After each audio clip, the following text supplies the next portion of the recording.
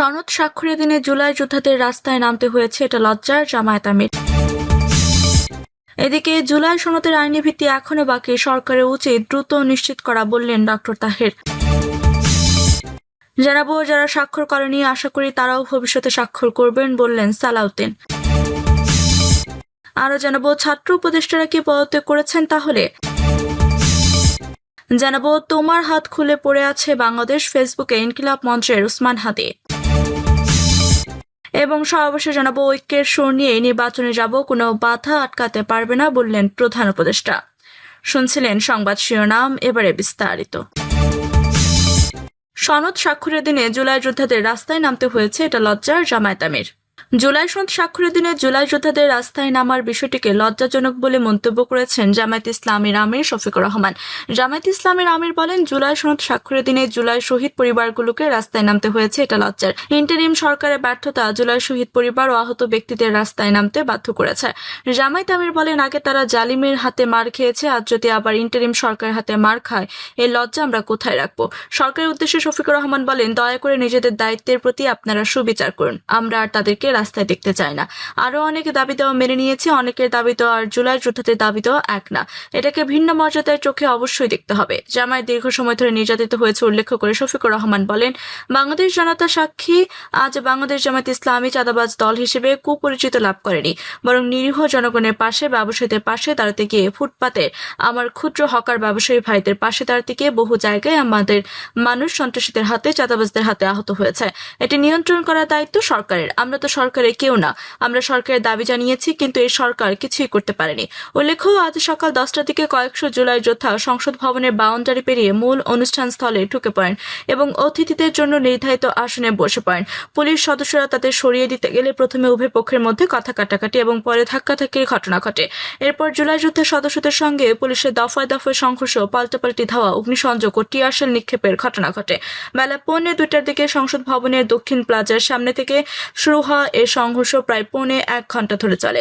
পরে আইন শৃঙ্খলা রক্ষাকারী বাহিনীর সদস্যরা আন্দোলনকারীদের ঘটনাস্থল থেকে সরিয়ে দিতে সক্ষম হন।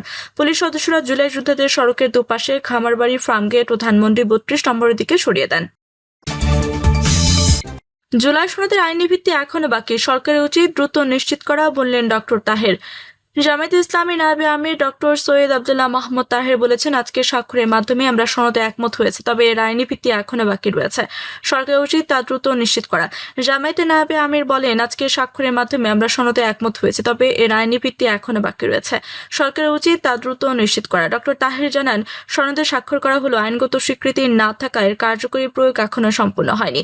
তিনি আরো বলেন, দীর্ঘ আলোচনার মাধ্যমে জাতীয় ঐক্যমত কমিশনের মিটিংয়ে যে নীতি ও দৃষ্টিভঙ্গি নির্ধারিত হয়েছে, সেটি যেন সরকার দ্রুত বাস্তবায়ন করে।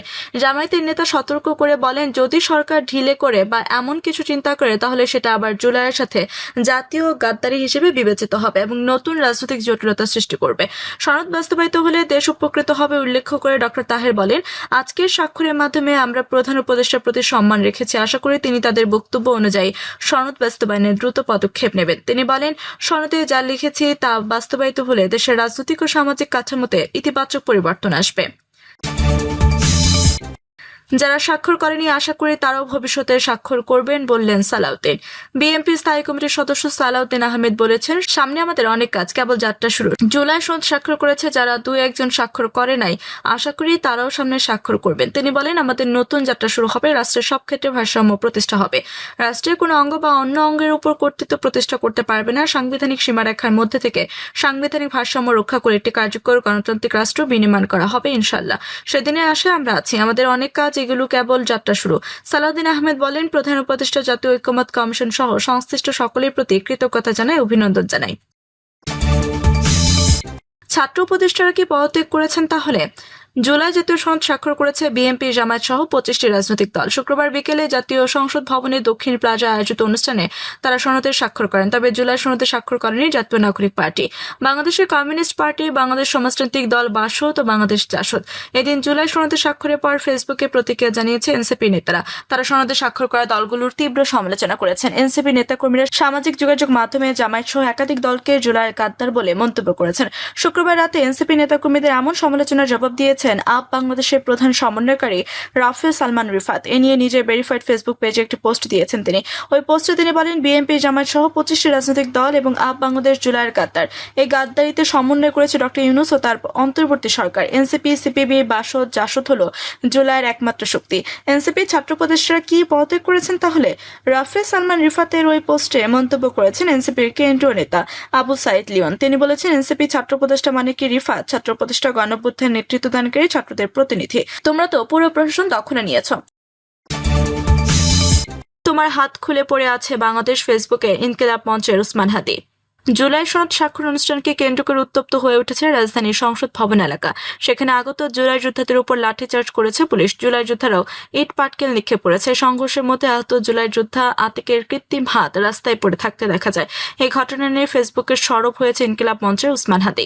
জুলাই যোদ্ধা আতিকের ছবি শেয়ার দিয়ে নিজের ভেরিফাইড ফেসবুক পেজে হাদি লিখেছেন, তোমার হাত খুলে পড়ে আছে বাংলাদেশ, উঠে দাঁড়াও, নিঃস্ব হাতে লড়তে হবে তোমায় বাঁশের কেল্লার মতন। সরজমিনে দেখা গেছে আন্দোলনরত জুলাই যোদ্ধাদের উপর পুলিশের লাঠিচার্জের সময় আহত জুলাই যোদ্ধা আতিকের শরীরে লাগানো একটি কৃত্রিম হাত খুলে পড়ে যায় রাস্তায়।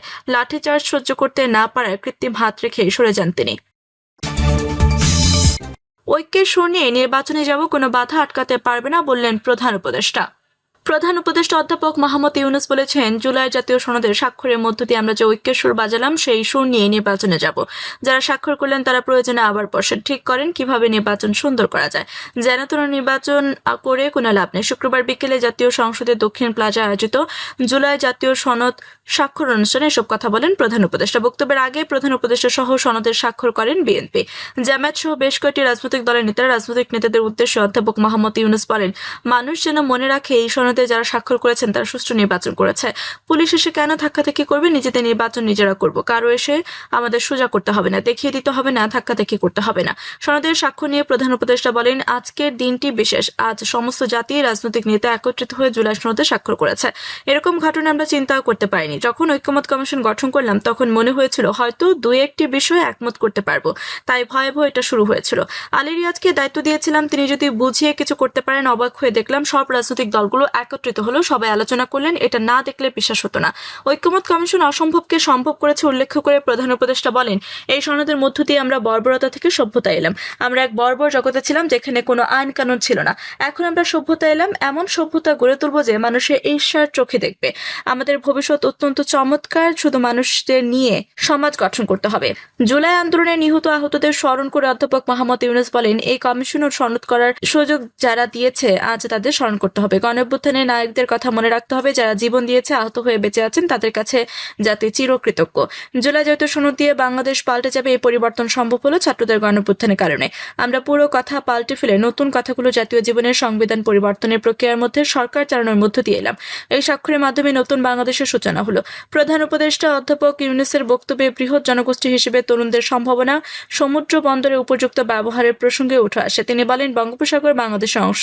একটি নিয়মের মধ্যে চললে এই সম্পদের ব্যবহার করতে পারবো। যদি গভীর সমুদ্র বন্দর করে দেয় তাহলে দুনিয়ার অনেক জাহাজ আমাদের বন্দরে ভিড়তে পারবে। আমাদের জাহাজ সিঙ্গাপুরে আটকে থাকবে না। এটি একটি বিরাট সুযোগ। অধ্যাপক ইউনূস আরো বলেন, অন্য দেশের জেলেরা এসে বঙ্গোপসাগরে মাছ নিয়ে যায়, আমরা হা করে তাকিয়ে থাকি। কক্সবাজার, মাতারবাড়ি ও মহেশখালী মিলিয়ে যদি একযুগে বন্দর উন্নত করি তাহলে পুরো এলাকা নতুন সিঙ্গাপুরে পরিণত হবে। সকল দেশের মানুষ এখানে আসবে। আমরা নেপাল, ভুটান ও সেভেন সিস্টার্সের সঙ্গে আত্মিক যোগাযোগ গড়ে তুলতে পারবো এসব বন্দরের কারণে। এর আগে অনুষ্ঠানে বক্তব্য দেন ঐক্যমত কমিশনের সহসভাপতি আলী রিয়াজ। তিনি বলেন, আমাদের অনেক স্রোত কিন্তু মোহনা একটি, সেটি হলো গণতান্ত্রিক বাংলাদেশ তৈরি করা। সেই স্বপ্ন প্রত্যাশার স্মারক যতটুকু অর্জিত হয়েছে জুলাই জাতীয় সনদ, সেটি প্রথম পদক্ষেপ। অধ্যাপক আলী রিয়াজ আরো বলেন, এই অগ্রসর মানতায় বাংলাদেশের নাগরিক হিসেবে প্রত্যেকের ভূমিকা আছে। প্রত্যাশা থাকবে রাজনৈতিক দলগুলোর মত ও পথের পার্থক্য থাকা সত্ত্বেও এগিয়ে নিয়ে যাবে। প্রিয় দর্শক, এই ছিল এখনকার মতো সর্বশেষ সংবাদ। আপনি সব সংবাদ পেতে চ্যানেলটি সাবস্ক্রাইব করে পাশে থাকা বেল বাটনটি ক্লিক করে রাখুন। ধন্যবাদ সবাইকে এতক্ষণ সাথে থাকার জন্য।